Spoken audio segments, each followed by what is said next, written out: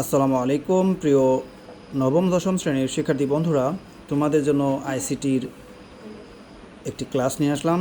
আজকের এই ক্লাসে আইসিটি বইয়ের প্রথম অধ্যায় থেকে আমি গুরুত্বপূর্ণ এমসিকিউ পড়াবো।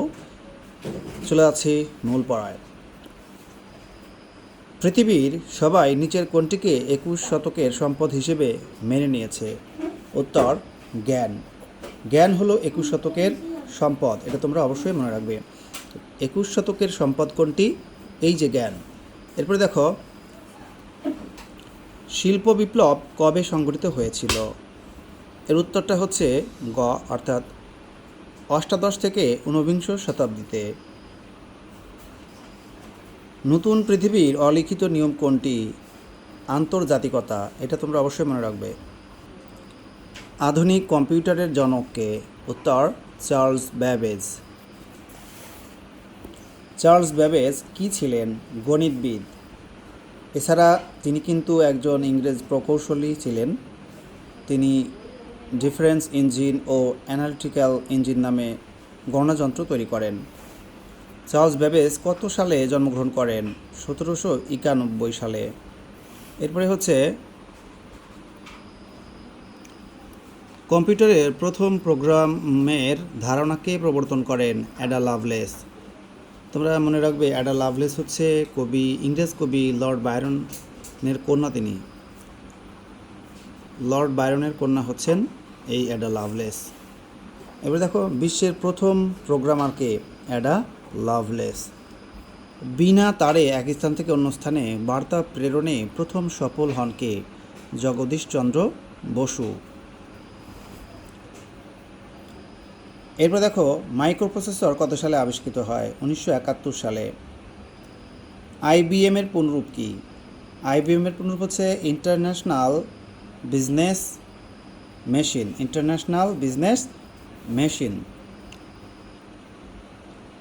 কোনটির আবিষ্কারের ফলে নেটওয়ার্কের মাধ্যমে কম্পিউটার সমূহের মধ্যে আন্তঃসংযোগ বিকশিত হতে শুরু করে? আরপানেট। আরপানেটের পুনরূপটা তোমরা এখানেই শিখে নাও, advanced research projects agency network. আরপানেটের পুনরূপ কিন্তু আমরা একটু আগে শিখলাম, এবং এখানে কিন্তু এই প্রশ্নটাই করছে, আরপানেটের পুনরূপ কি? তাহলে আমাদের উত্তরটা প্রথমটা। এরপর দেখো, সর্বপ্রথম ইন্টারনেট প্রোটোকলের ধারণা দেন কে? উত্তর রেমন্ড স্যামুয়েল টমলিনসন। ইমেইলের জনক কে? Raymond Samuel Tomlinson. কত সালে ইমেইল সিস্টেম চালু হয়? 1971 সালে। ইমেইল সিস্টেম কে প্রথম চালু করেন? Raymond Tomlinson. Raymond Samuel Tomlinson পূর্ণ নাম। অ্যাপলের প্রতিষ্ঠাতাকে? Steve Jobs. আচ্ছা, এরপর দেখো, বর্তমান বিশ্বের অন্যতম বৃহৎ প্রতিষ্ঠান কোনটি? অ্যাপল। এরপর মাইক্রোসফটের প্রতিষ্ঠাতাকে? Bill Gates. ডস অপারেটিং সিস্টেমের প্রস্তুতকারী প্রতিষ্ঠান কোনটি? মাইক্রোসফট। এইচটিটিপি এর পুনরূপ কি? Hyper text transfer protocol. WWW এর পুনরূপ কি? World wide web. এইচটিটিপির পুনরূপ কি? Hyper text transfer protocol. HTTP আছে, যাই হোক। ডাব্লিউডাব্লিউ এর জনককে? Team Berners-Lee. এটা তোমরা অবশ্যই মনে রাখবে। এরপর হচ্ছে, মার্ক জুকারবার্গ কত সালে জন্মগ্রহণ করেন? 1984 সালে।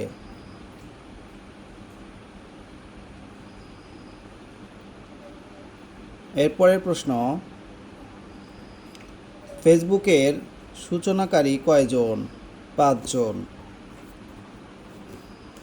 ফেসবুকের নির্মাতাকে? Mark Zuckerberg. সুমন টেলিভিশনে কৃষি সংক্রান্ত বিভিন্ন ধরনের অনুষ্ঠান দেখে। এক্ষেত্রে সুমন কিভাবে শিক্ষা অর্জন করছে? E learning. ই লার্নিং হচ্ছে ইলেকট্রনিক লার্নিং। এটিএম এর পুনরূপ কি? Automated teller machine. সি নম্বরটা উত্তর হবে। এসএমএস এর পুনরূপ কি? Short message service. স্বল্প খরচে এবং দ্রুত টাকা পাঠানোর পদ্ধতি কোনটি? EMTS, electronic money transfer system. EMTS এর পুনরূপ হচ্ছে যেটা ইলেকট্রনিক মানি ট্রান্সফার সিস্টেম।